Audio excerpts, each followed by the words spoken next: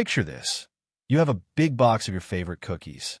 You don't gobble them all at once. You enjoy them one by one until the box is empty. Wouldn't it be cool if you could teach your Arduino to eat cookies just like you do? That's exactly what a for loop does. It repeats a task a set number of times, so you don't have to write the same command again and again. Before we start munching, we need to talk to our Arduino. Inside the setup function, we open a line of communication using serial.begin 9600.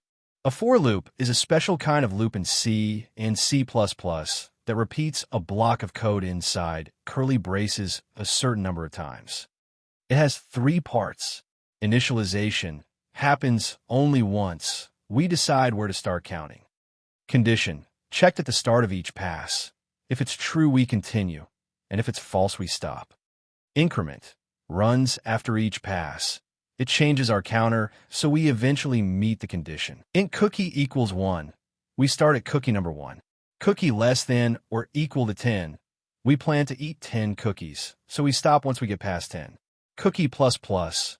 Each time the loop runs, we add 1 to our cookie counter, 1 byte at a time.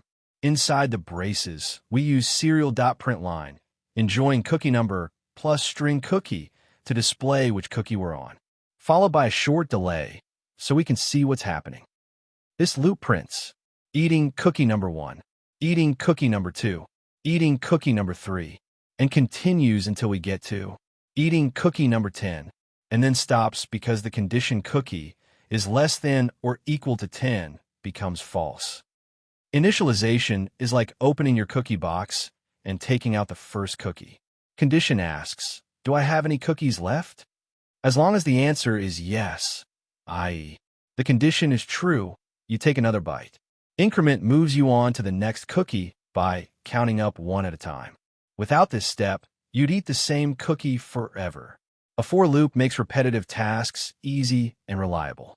These loops are great for any repetitive operation and are commonly used.